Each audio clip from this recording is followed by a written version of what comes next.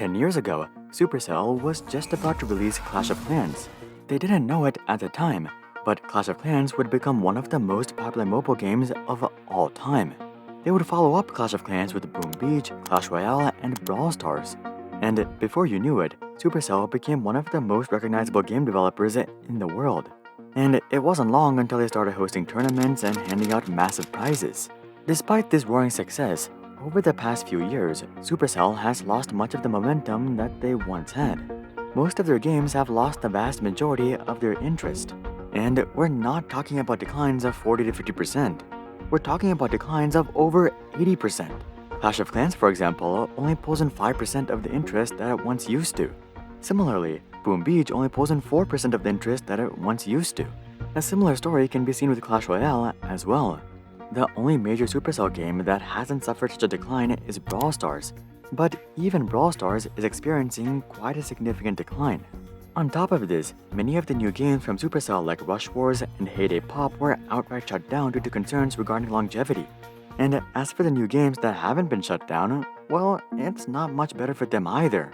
Take Supercell's latest game, Everdale, for example. The interest in Everdale is so low that you can't even see its graph relative to Clash of Clans.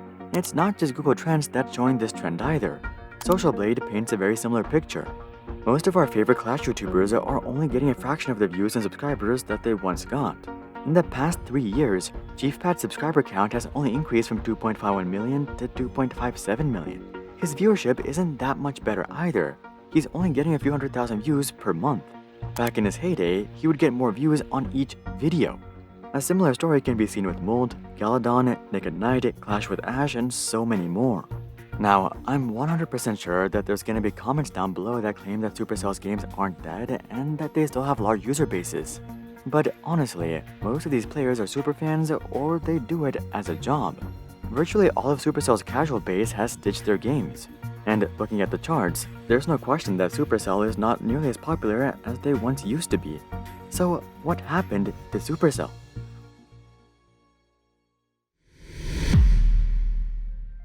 One of the primary factors that made Supercell games so popular in the first place was their unique mode of monetization.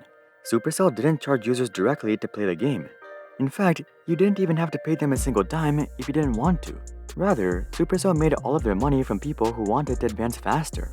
If you didn't want to spend years maxing out your Clash of Clans base or collecting a bunch of Clash Royale cards, you could spend money to speed up these processes. This unique revenue stream allowed Supercell to create quite ambitious games. Up until the release of Clash of Clans, virtually all mobile games were extremely simple and rudimentary.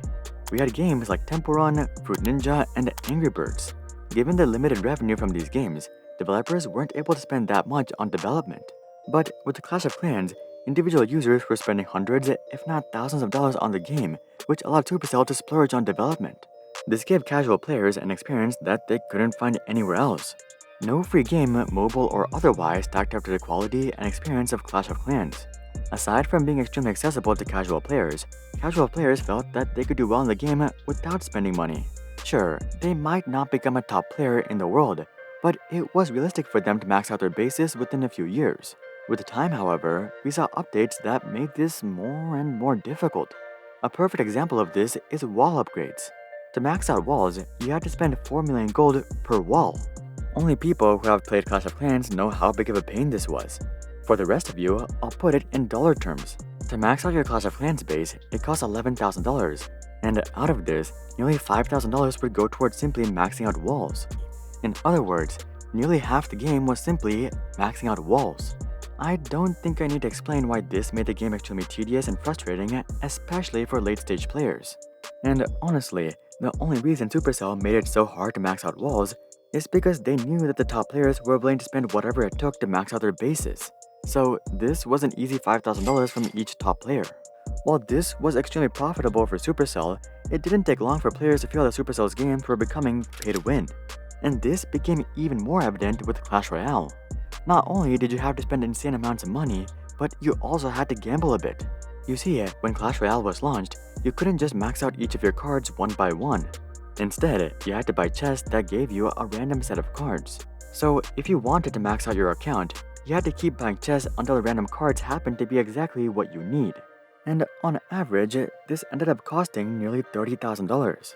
Considering this, I don't think you'd be surprised to hear that the vast majority of players never play these games to the end.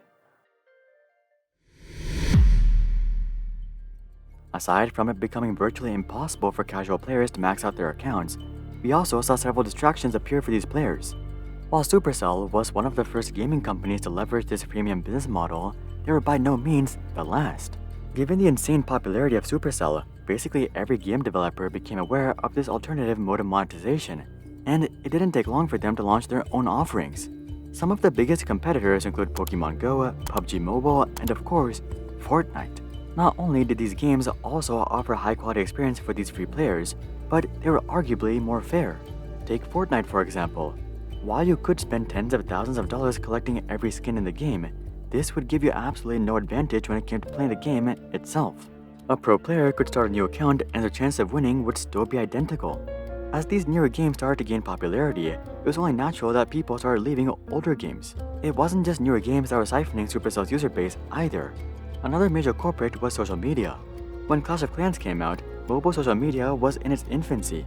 We were just starting to see apps like Instagram and Snapchat come out.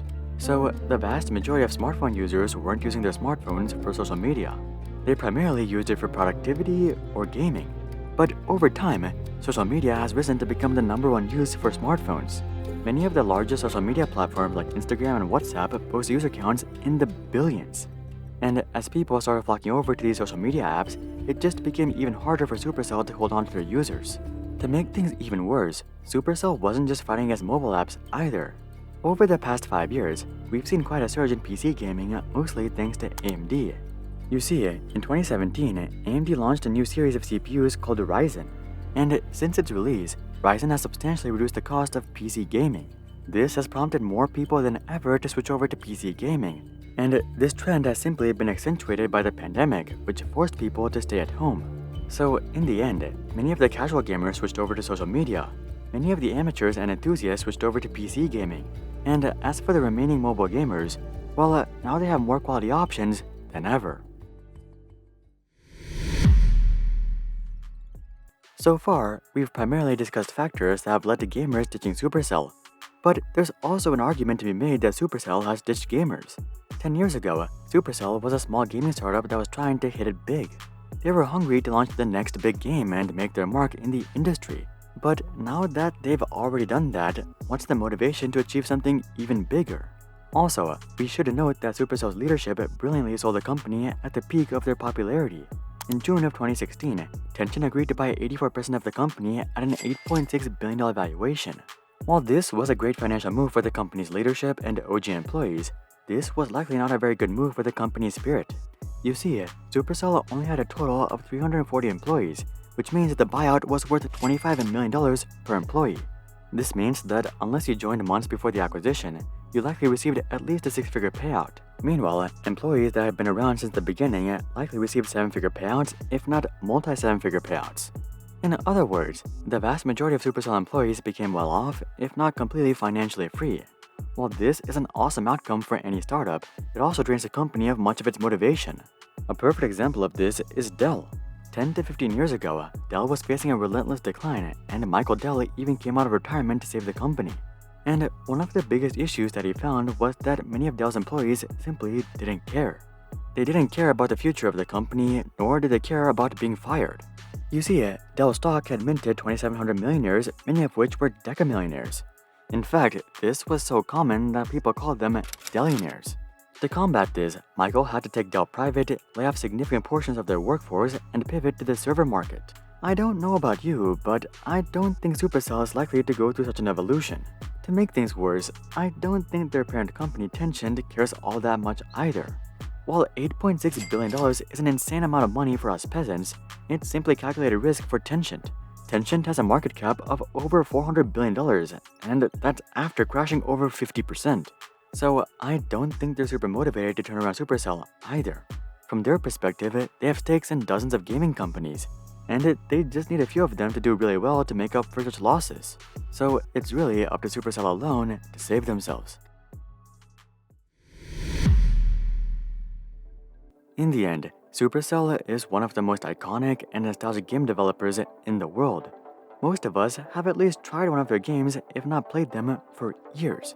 But in recent history, Supercell hasn't been doing all that great. Their trend towards pay to win has shunned away a lot of players, not to mention all the extra competition they've been facing from other game developers and social media. These issues have likely only been worsened by the buyout, which probably softened morale and spirit amongst employees and executives. Now, it's not like Supercell is struggling to make money. They've introduced several sources of recurring revenue throughout their games, so the remaining players are likely quite profitable. But in terms of returning to their former glory, it's really just a coin flip. Supercell's best bet is to just continue launching games and hopefully one of them will pick up steam. But if not, they'll probably just end up supporting their most popular games until they eventually become unprofitable themselves, at which point they'll shut these down as well. But fortunately, these games likely still have several years left before they become unprofitable. So Supercell has quite a bit of time to figure something out, but only time will tell. Which Supercell game is your favorite? Comment that down below. Also, drop a like if Supercell games are nostalgic for you. And of course, consider checking out our Discord community to suggest future video ideas and consider subscribing to see more questions logically answered. But until then, I'm Hari, and I'll see you guys on the next one.